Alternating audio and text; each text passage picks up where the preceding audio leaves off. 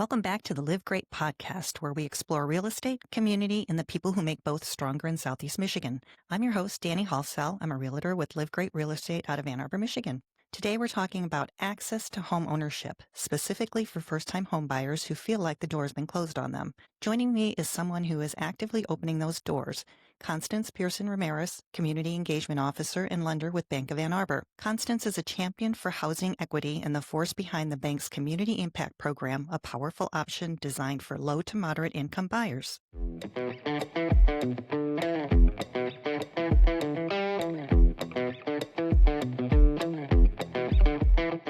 Constance, welcome, my friend. Thank you, Dani, so much for having me on today. It's a pleasure. How are you?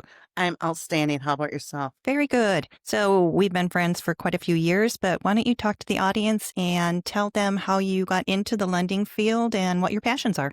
I've been in banking for over 20 years. I've been with Bank of Ann Arbor now for almost 2 years. I started off as a teller and worked my way through the system. And my last position was a CRA lender for KeyBank for Michigan. And at that time, I really realized that I had a passion of working with people, helping them get ready to buy their first home. So that's how my passion got started, to be in banking. And we met when you were in the title industry, and now you're back into the banking where you want to be? Yes, I am. That's Thank you. awesome. So people describe you as an educator at heart. What does that look like when you meet with your buyers for the first time? I meet with them at the beginning to find out what is their goal of obtaining a home. Then we go through a series of things, finding about budgeting, their credit, how much money they have saved. So we go through all those elements to find out exactly where they are. If they're not quite ready at the current time, I help them get to that stage. So let's unpack the Community Impact Program at Bank of Ann Arbor. What is it? Who is it for? How do you get them into it? It's designed for first-time home buyers earning 80% of less to area income, up to 100% loan to about financing. Credit score is 620.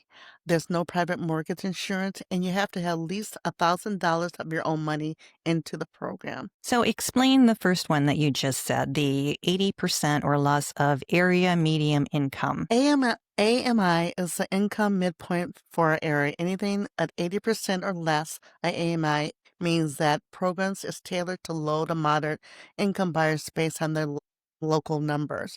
Each industry, like MISTA or Fannie Mae, will have different criteria. For example, for Bank of Ann Arbor, if you're in the, for example, 48104 area, the minimum income level is $100,720. Okay. So each program changes. Each area is different. Exactly. That's interesting. And can you explain the LTV? Loan to value. Loan to value is a loan amount compared to your home price. 100% of loan to value means potential no down payment for the buyers. Okay. From the buyers. Minimum credit score is 620. How does that equate to, or what say compare to, like FHA or?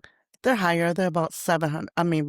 About 700. Okay. But here, people, because it's their first time, they might have some credit issues. So really, that gives them a leeway by having that 620, gives them something more attainable. And can you combine the Community Impact Program with other down payment assistance? Yes, you can. And no PMI. Is that what you said? Yeah, no private mortgage insurance. As you know, that's another $100 added onto your payment. By not having that, that gives them more buying power. That is amazing. Walk us through walk us through who typically qualifies and how you get started with them. First-time home buyers that haven't owned a house in the last 3 years. Okay. Number one, household income below the 80% AMI, as we spoke about earlier. Credit score 620, and that helps you build on to get it to a point to buy. Primary resident, you cannot have any late payments in the last 12 months. And is that on anything that shows on your credit report? Is that what you're basing that on? Yeah, okay. 12 months. So let's say you're late on your car payment for like in June. Okay. So you can't wait till next June to apply. Okay. So check your credit score, check what's on your credit report, and you'll help them do that? Yes. I'll work through them through the whole process. So if they're not ready at the current time, I will get them ready. All right. What documents should your buyers have handy? They should have their pay stubs, the W-2s, their tax returns, their bank statements, and I need a photo ID and any, like if they have any investments, things like that. Okay. If somebody isn't ready today, You just don't send them away? No, No. I work with them to Okay. help them get ready. Okay, they become your best friend for a while. They do. For a long time. I mean, after they buy the home, we're still friends. Yes. Yeah. Let's just demystify the journey. Suppose a listener calls you today. What happens next? They'll call me today. I work with a loan officer because I don't, not a loan officer. I partner with one of my loan officers at the bank. There's 5. And so what we'll do, I go through a worksheet with the clients first, and then I have them fill out an application online. The loan officers will pull their credit report. The loan officer and myself will go through the credit report. I will call the client and say, this is my findings. We'll work on things. If they're ready right now, let's get rolling. If they're not, I'll put a plan in place. Awesome. Mm-hmm. And hopefully they'll be out shopping before you know it. Absolutely. And where does down payment assistance come in? Well, depending what the program is, like, for example, with our community impact program, we'll give them that $8,000. That can go towards their closing costs and other fees. Sometimes people have some left over. We'll put it on their principal. And that $8,000 is not payable back. Theirs. It's theirs. So it doesn't matter how long they live in the house. It doesn't matter. Absolutely not. But even with the $8,000, they are still required to bring at least $1,000 to closing, which is a very good thing. Yeah, because usually you have to put something down for EMD. Right. So that EMD money, the bank, that can be their $1,000. Okay, that works out good. Let's do a rapid myth busting. Are you ready? Okay. Okay. It says that you have to have 20% down payment to buy a house. No, you're not with this program. Your credit must be perfect. No, 620 credit score. Perfect. And pre-qualification equals pre-approval. Well, pre-qualification, pre-approval, the same. With Bank of Ann Arbor, we get pre-qualification letter. We do the same process as to do a pre-approval. So the same stuff, but with our compliance, we have to say pre-qualification. So I just learned that from another lender, and it's been so commonplace that people believe that pre-approval is pre-approval, but according to the government, it's not, because you have not gotten to the end where you've had your underwriter say that you're cleared to close. Correct. I didn't know that. So if I were to be the listing agent, and it wouldn't just be for this program, but any program, and I get a pre-qualification letter, would it be appropriate for me to call the lender and ask if it is really what we believe to be a pre-approval or the beginning one? A lot of realtors do call the loan officer and say, hey, you gave me this pre-qualification letter. It's the same as a pre-approval. Yes. Awesome. So you've seen this program change lives. Can you just tell me a story about somebody that you've worked with and how important that is to their families, to you? I had a person come in to me that was definitely afraid because no one in their home have ever owned a home. And we sit down and talk, and they were nervous. I said, let's give it a try and see what happens. So we went through all the stages.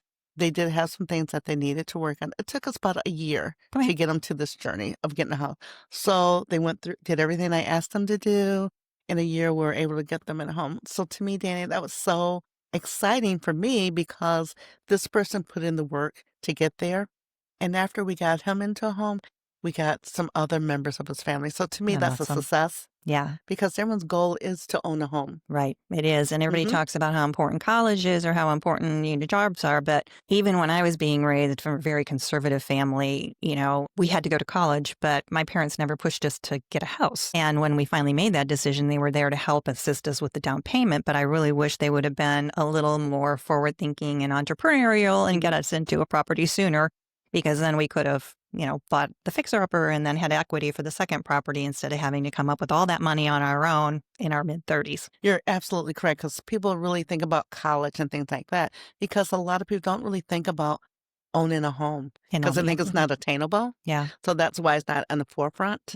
So nowadays, I think so many people are renting, thinking, why am I paying all this money for rent when I have the opportunity to buy something? And the hardest thing I feel is the down payment. Yeah, it is. And then we won't get into it, but people are really struggling with their insurance these days. It's, the higher the insurance and the taxes, the less home you can afford to buy. So you have to put all of that together to figure out where you're going to start. Absolutely. Yeah. Just on a side note, you're talking about saving money. My daughter, the last 2 years in the summer, did daycare out in Chelsea. And when she turned 19, they automatically, because the school system requires them to start at a 401k through the teacher's fund. And she was like appalled because she says, at this age, I need all my money. I said, honey, it's always going to be your money. It's just going to grow. And one day you'll be very happy you have that. Exactly. I remember when my daughter started her first job, I said, the first thing you do, start in a 401k. Yep. Give the most that you can give. And she she's like, so now when she's working, I got to get my 401k. I got to do X amount Yeah. because it is a savings for them. Yes. And as you know, with the 401k,